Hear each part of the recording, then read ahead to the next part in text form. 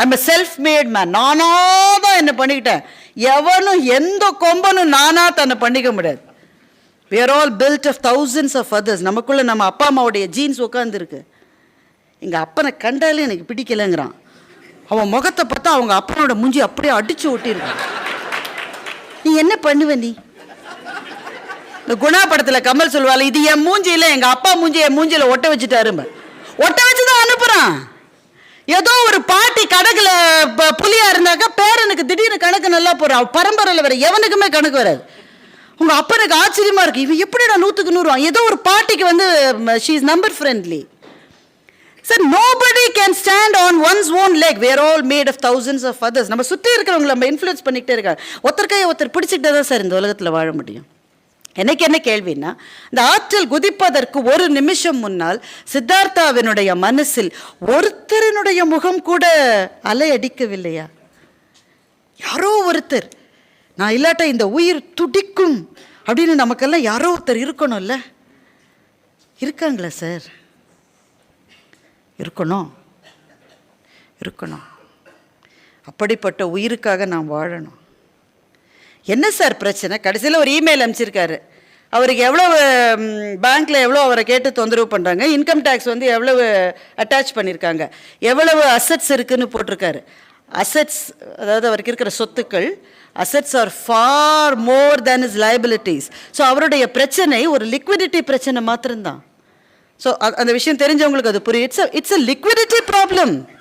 காசு இல்லாமல் இல்லை, உடனே எடுக்க முடியாதபடி அந்த காசு இருக்கு. ஏதோ நிலத்தை விற்கணும், ஏதோ பண்ணணும், ஆனால் காசு இருக்கு சார். சார் அடுத்த வேளை சோத்துக்கு வழியே இல்லாத ஒரு பிளாட்ஃபார்மில் உட்காந்து தாளம் போட்டுக்கிட்டு சந்தோஷமா இருக்கானே சார், எப்படி சார் அது? அடுத்த வேளை சோறு அவனுக்கு கிடையாது. என்ன சந்தோஷம், என்ன சிரிப்பு! நான் ஒன்று சொல்லட்டேன். சின்ன குழந்தைகளாக இருக்கீங்க, சொல்லாமான்னு தெரியல, இருந்தாலும் சொல்கிறேன். நான் வந்து ட்ரெயினில் வந்துக்கிட்டு இருக்கேன். தாம்பரம் ஸ்டேஷனில் ட்ரெயின் நிற்குது. நான் ஜன்னல் வழியாக வெளில பார்க்குறேன். பிச்சைக்காரங்க 2 பேர். 2 பேருக்கும் தொழுநோய். தொழுநோய்னா நல்லது, பார்த்தாலே தெரிகிற அளவு. ஏதோ ஹாஸ்பிட்டலில் இருந்திருக்காங்க, தப்பிச்சு வந்திருக்காங்க. ஏன்னா இவங்கெல்லாம் அங்கே ஹாஸ்பிட்டலில் இருக்க விரும்ப மாட்டாங்க, தப்பிச்சு வந்திருக்காங்க. அந்த ஆள் வந்து வண்டியில் உட்காந்துருக்கான், இந்த அம்மா தள்ளுது. 2 பேருமே லெப்ரசி. அந்த அம்மா என்னவோ சொல்லுது, அவன் சிரிக்கிறான்.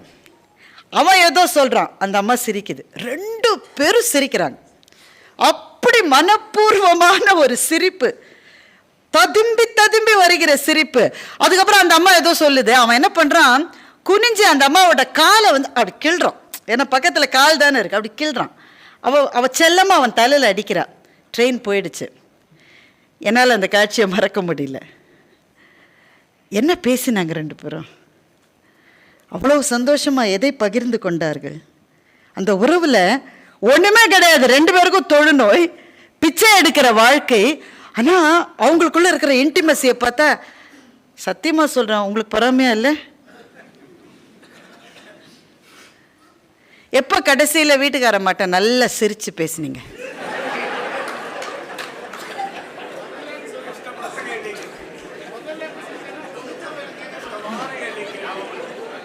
ஜிஎஸ்டி வரத்துக்கு முன்னாடி பேசினாராம். இல்லை சார், நான் சீரியஸாக கேட்குறேன் சார், சிரிக்கிறதுக்காக கேட்கல. அந்த நாள் ஞாபகம் இருக்கான்னு கேட்குறேன் உங்களுக்கு. நாள் ஞாபகம் இருக்கா? நல்லா, அதாவது வரேம்மா, அதெல்லாம் சிரிப்பு கிடையாது, அதெல்லாம் கன்றாவி. நல்லா சிரிச்சு, அதாவது ஒருவேளை காதலிச்சு, நீங்கள் இப்போ இங்கே இருக்கிற ஏஜ் குரூப்பை பார்த்து அப்படி சொல்ல முடியலையே. சரி, கல்யாணம் ஆன புதுசில் சிரிச்சிருப்பீங்கல்ல, எப்படி சிரிச்சிருக்கோம்? எவ்வளவு வார்த்தைகள்! சிரிப்பை கூட விடுங்க, ஆனால் பயமாக இருக்கும். அப்பா அம்மா இருக்கிறச்சே ரொம்ப சிரிக்கக்கூடாது. கம்மியாக சிரின்னு சொல்லிட்டு சிரித்து பேசினவங்க தானே.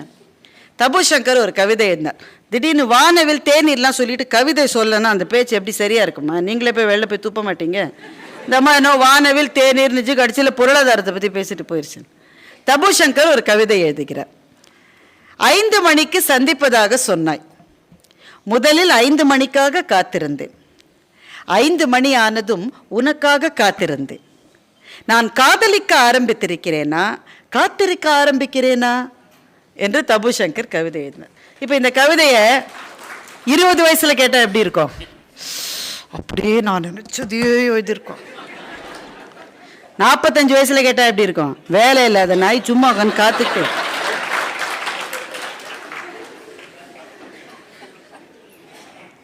கவிதை மாறல, காதல் மாறவில்லை, ஆனால் நம்ம பெர்ஸ்பெக்டிவ் மாறி போச்சு.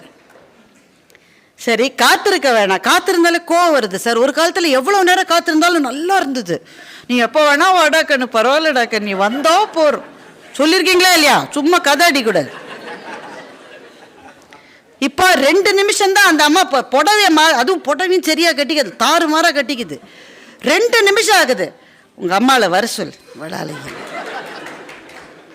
எப்பவும் late, always she is late. வந்துகிட்டே இருக்கேன்ல, அதுக்குள்ள என்னவா இருக்கு? எங்க சார் போச்சு சிரிப்பு? எங்க போச்சு வார்த்தைகள்? சார், நான் தொழில் முனைவர்களை பத்தி தான் பேசுறேன். ஆனா ஒரு தொழில் முனைவன் என்பவன் ரோபோ சிட்டி இல்லை.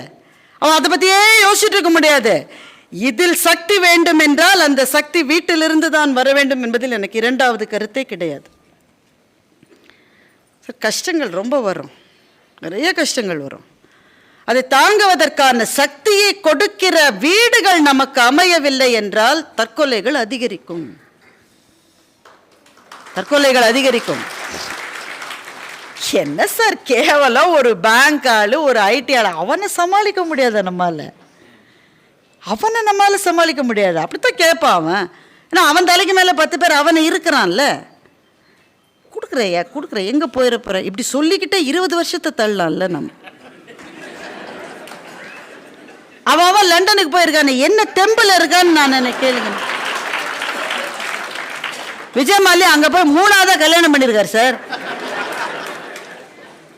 நாம இங்க இருக்கோம் கேவலம் 500 கோடிக்கு ஆத்துல குதிக்கணுமா நம்ம? சார் சார், உறவுகள் நம்மை பலப்படுத்த வேண்டும். நான் இவளுக்காக இருந்தேன், நான் இவருக்காக வாழ்ந்து தீர வேண்டும். மனசுக்குள்ள வைராக்கியம் வேண்டும் சார். நமக்கு வைராக்கியம் வேணும். அந்த வைராக்கியத்தை அன்பும் காதலும் கொடுக்கும். நான் ஒரு சம்பவம் சொல்றேன் உங்களுக்கு. எழுத்தாளர் ஜெயமோகன், சில பேர் கேள்விப்பட்டிருப்பீங்க. தமிழில் இன்றைக்கு இருக்கிற மகத்தான எழுத்தாளர்களில் ஒருவர். என்னுடைய அபிப்பிராயம், தமிழ் எழுத்தாளர்கள் யாருக்காவது நோபல் பரிசு கிடைக்கும் என்றால் அவருக்கு தான் கிடைக்கும். அப்படிப்பட்ட எழுத்தாளர். ஆனால் நோபல் பரிசுக்காக ஒர்க் பண்ணலாம் அவருக்கு தெரியாது. அதுவா வந்தா உண்டு. அந்த எழுத்தாளர் ஒரு சம்பவத்தை எழுதுகிறார். மதுரை, நாகர்கோவிலேருந்து மதுரைக்கு பஸ்ஸில் போறாரு மனைவியோட. அப்பவே அவங்களுக்கு கல்யாணம் ஒரு 10 வருஷம்லாம் முடிஞ்சிருக்குன்னு வச்சுக்கோங்களேன். போறாரு, பேசிக்கிட்டே போறாங்க 2 பேரும். அவருடைய அடுத்த கதையை டிஸ்கஸ் பண்ணிட்டு இருக்காங்க. ஏன்னா அவருடைய முதல் வாசகியே அவருடைய மனைவி தான். அந்த கதையை பேசிக்கிட்டே போறாங்க, சிரிக்கிறாங்க, செல்லம்மா கோவிச்சுக்கிறாங்க. இப்படியே போயிட்டு இருக்கு 3 hours. மதுரையில் இறங்கினோட பின்னாடி ஒருத்தர் தோளை தொட்டு, நீங்க தானே எழுத்தாளர் ஜெயமோகன் தானே நீங்க? ஆமா நான் தான். கூட யார் வந்திருக்கிறது? என் மனைவி. மனைவியோடய 3 மணி நேரம் பேசினீங்கன்ற.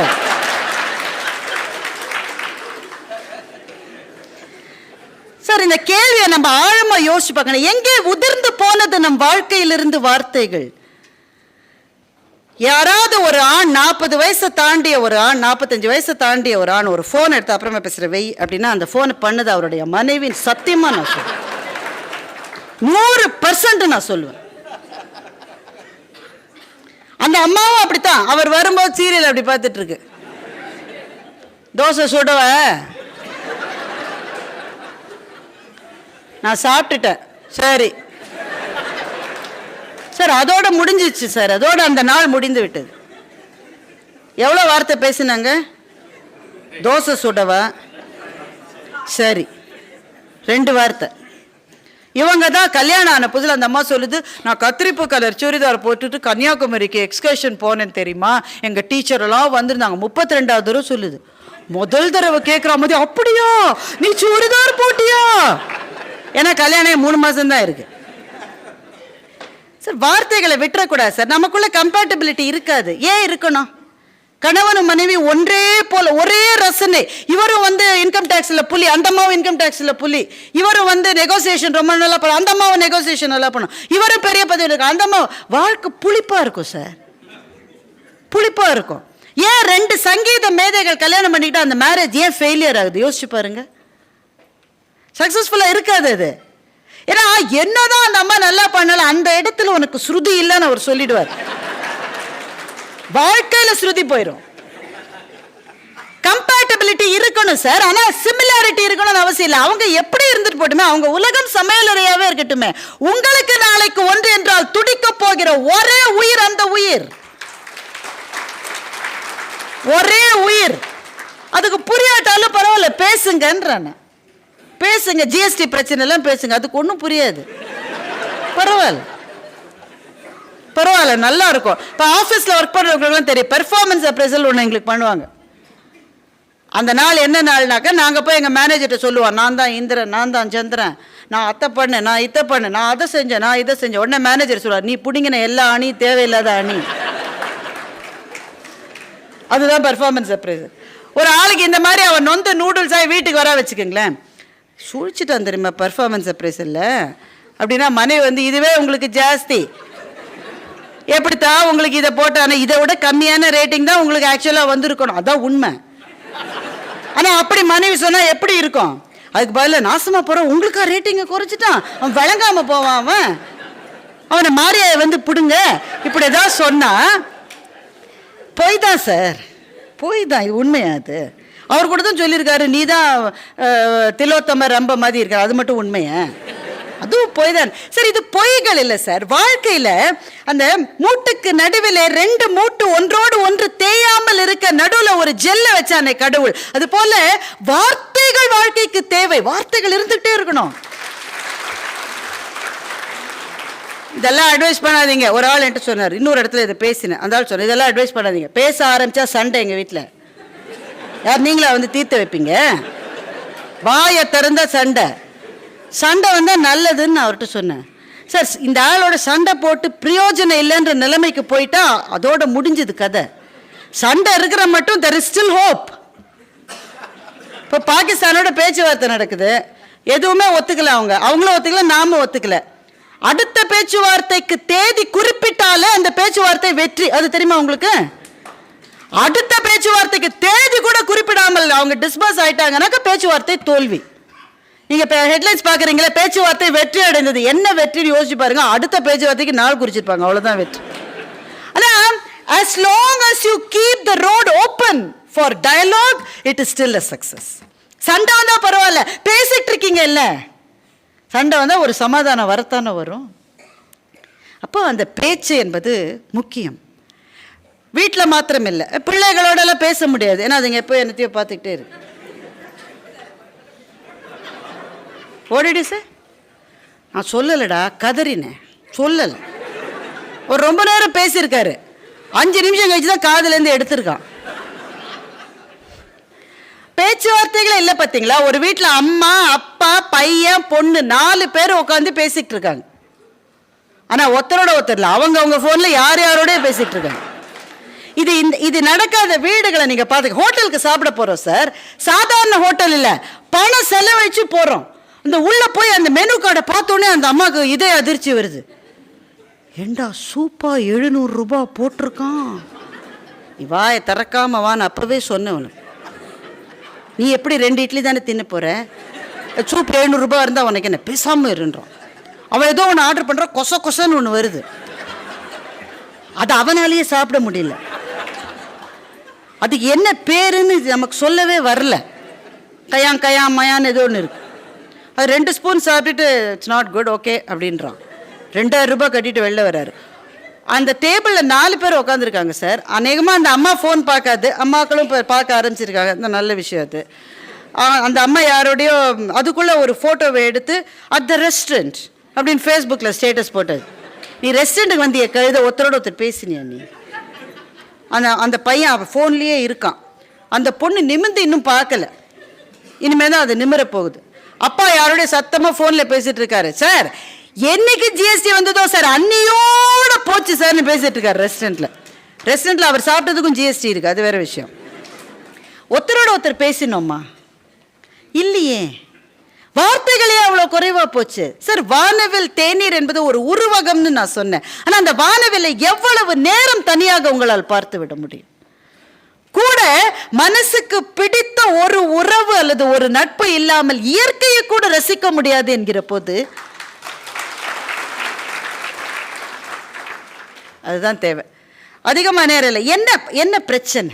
என்ன பிரச்சனை சில சமயம் நம்ம சண்டை போட்டுக்கிட்டே இருக்கோம். நான் இதை நான் ரொம்ப ஜாகிரதையாக கேர்ஃபுல்லாக சொல்கிறேன்.